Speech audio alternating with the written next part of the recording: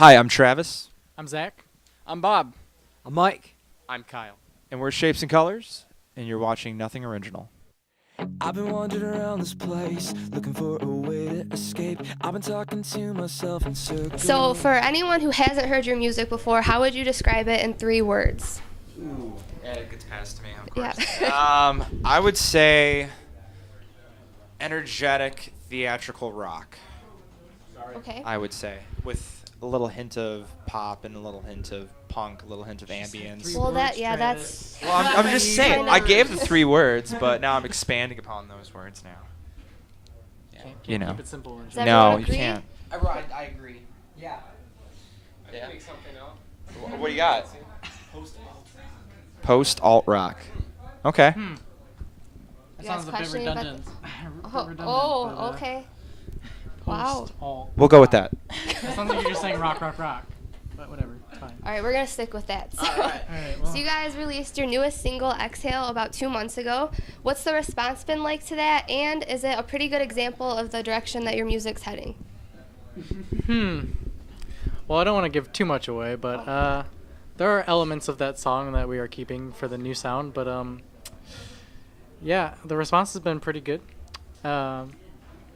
There's been a lot of downloads, a lot of people singing back to us at the shows, and we've been meeting a lot of new people, and we're just really excited for the future. Yeah, it seems like it's quickly becoming a crowd favorite at shows, which is exciting because I mean it's more of a dancier, poppier feel than the rest of our catalog, and that was deliberate too. And I think there'll definitely be hints, like Zach was saying, of that in the new material that we've been working on. But I'd probably say it's probably will end up remaining probably one of our more poppier tunes, I'd say. Okay. So yeah. And so I know you guys have started writing new material, not quite there yet, but you're like getting into it a little bit. So how has that process been different so far than when you wrote Hold Your Breath? It's entirely. Yeah. It's been a lot better. We're actually writing as a unit this time. No, it's been really great. Ever since Kyle's joined the band, things have just been really falling together in place. I know we're all really on the same page with where we want to go with writing, and when we're not, we just kind of figure it out until we get there. So I don't know. We all kind of get together. We'll jam, or we'll write an idea down on like a phone memo or something, and someone will end up getting copied into an email, and then we'll just kind of expand from there. We have a really unorthodox way of writing songs, but we normally like finish them together. But it's normally like someone coming to the table with a good chunk of an idea already there, and then we just kind of expand upon it. So it's a group effort, and at the same time, it's very like everyone can bring each and every one of us individually, like as writers, to the table. This time we've been pre-proing a lot this time too. So as we're writing, we're recording, and it's cool because everybody can just kind of sit back and it's quieter. You don't have to like deal with hey, stop playing so I can show you this part. Stop doing. Yeah, exactly. So Kyle's famous. yeah, for Noodles Disney. McGee over here. Disney So it's a lot easier all when day. you're recording specific parts, and you can kind of decide what sounds good where, and so it's been a lot more streamlined and more efficient for sure. Yeah. Well, I'm glad. That sounds like a good time, a lot smoother. Good times. Good times. So we have a lot of great shows that go on here in Southeast Michigan, a really great scene. It's thriving, and you guys have gotten to play quite a few of those. Yeah. So who is your favorite artist that you have had the opportunity to share the stage with? You might all have a different Yeah, answer. let's go down the line. I don't know. I like keeping it local. Playing with Rival Summers, playing with Mike Maines. Those are the most memorable shows to me because a lot of the fan base is there, not just for us, but the other local bands, and it's just really cool to see the Michigan local scene so strong and thriving. Because it doesn't always seem like it's always there. Like the local scene seems like it's dying sometimes, but there's a lot of cool people that come out and support the bands, and it's just really cool. Definitely. It's really enthralling, I guess. I'm probably gonna say the exact same thing. Anybody else? Same. I would probably say when we played with Go Radio and the Front Bottoms, because those shows both were just absolutely nuts. And Unbelievable. I mean, these are bands that I was listening to, and I never thought they'd be like, oh, I'm gonna play a show with those guys one day. Like, that's crazy. Like, here we are, like, oh, you guys are on the bill, and then my friends are like, you're not playing that show. I'm like, yeah, I am. And it's just kind of cool to be like, people I've been listening to are also people that I've shared stages with, and it's kind of cool that what we're doing is working and getting us to that point. And so it's exciting to be able to do that sort of thing. Kyle. I can narrow it down to 2 bands. It was actually the first show I played with you guys. It was Houses of Heroes. Oh yeah. They were right. They were super tight. And then Good Luck Varsity had opened for them, and I just Yeah. every time I see them, they summon the most energy I've ever seen out of a crowd. Insane. It's just phenomenal. For me, Paper Out was awesome. We played a show with them, and they only had good things to say about us too. Like afterwards, they came up to us and were like, "Oh my God, you guys were so good," and they had a lot of good comments for us. And That was cool. yeah, probably that was my favorite. So. And I know you guys have been itching to go out and tour the rest of the country, and you're kind of getting things in gear to do that. You got a van, you're fundraising, things like that. So what would be your dream lineup for your first tour? Sky's the limit. Personally, I would love to be on the last Amberlin tour that they do. That's happening later this year. Yes. If we can somehow make that happen, that would be incredible. That's a band that all of us collectively really love, and I feel like we're kind of in the same vein as them. So, I mean, they would be a band that I would love to go on the road with in any capacity, even if we were like beginning slot every night, just 20-minute set. I don't care. Like, it'd be incredible. Yeah, I'd say them. Another band that I'd really like to tour with is Walk the Moon. They throw an incredible show. Really great energy. All those guys look like they're just having the most fun live, and that's what we try to do. Like, we just try to look like we're having a lot of fun. So that's the two for me. I kind of agree with Travis. I can't think of any bands off the top of my head that I would like to. Do you just don't not know. want to tour, Zach? Or you just I do not want to that? tour. Just there's so many bands I like, you know. It's just- Yeah, for me, definitely My Chemical Romance, Black Parade era, and I would say Panic at the Disco during the Fever era. And then Take Mex. Yeah, absolutely. Yeah, definitely. Sky's the limit, correct? Yeah, Sky's the limit. Phil Collins on his final farewell tour. Went there. Where Dude, and he then doesn't play music anymore. He's retired. He's retired. he's coming back for the final farewell tour. It's only a matter of time. With Genesis? 2029. Just Phil Collins. Yeah, we're talking with Genesis. I don't think we could handle Genesis, Why not? guys.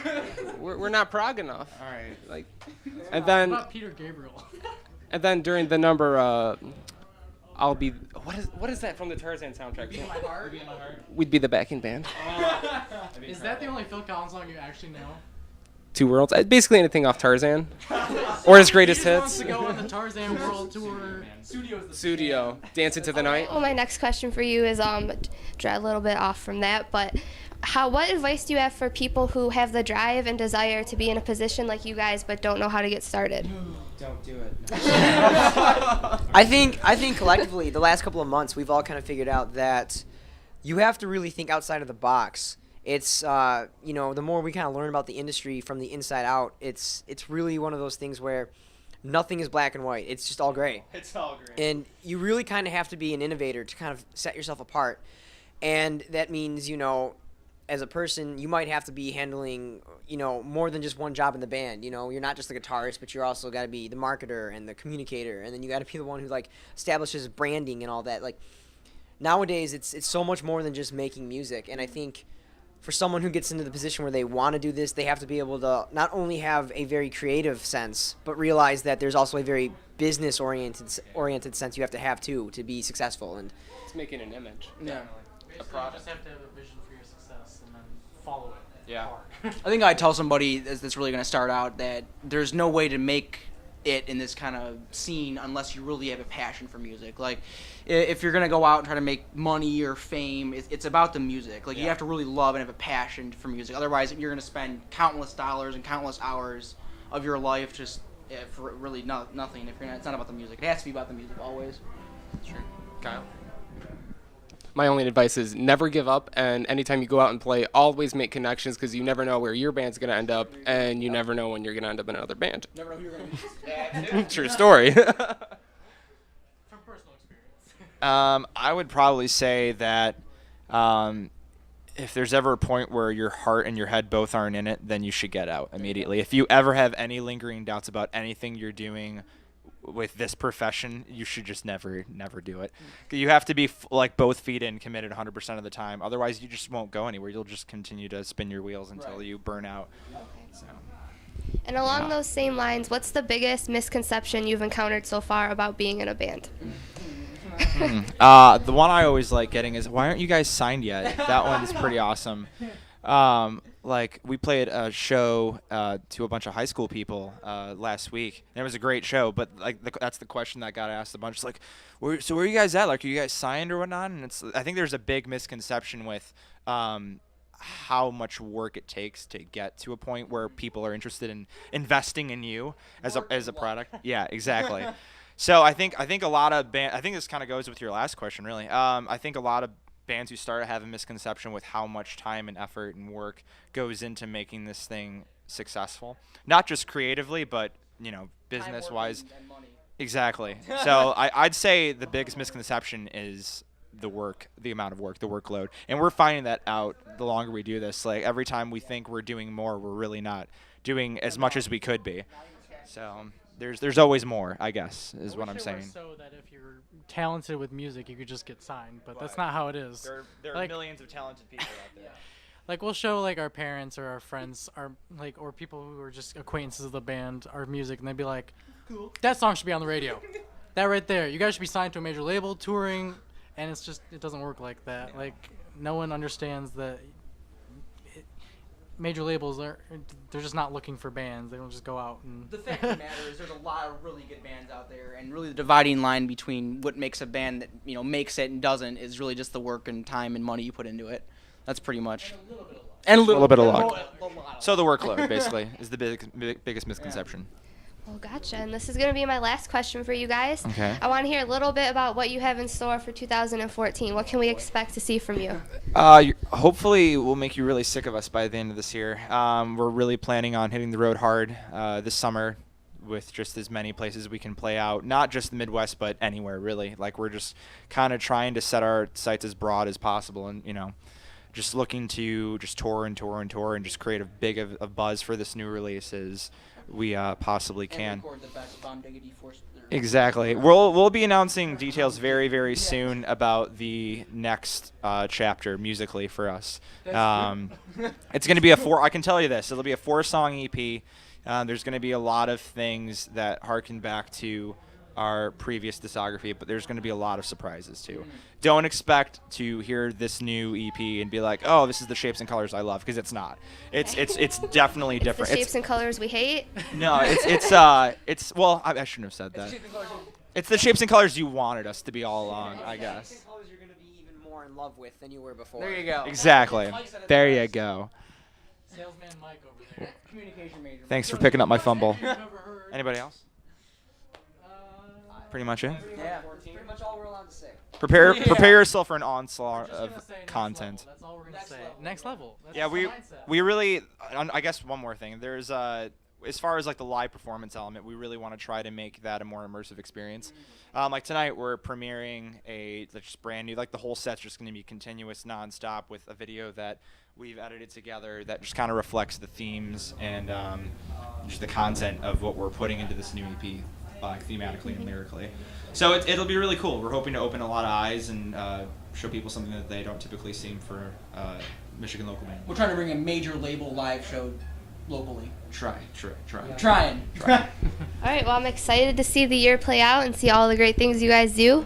Thanks for talking to me. It's been fun. Thank you. Chloe. I'm Chloe. This is Shapes and Colors. And this is Nothing Original. It is Nothing Original.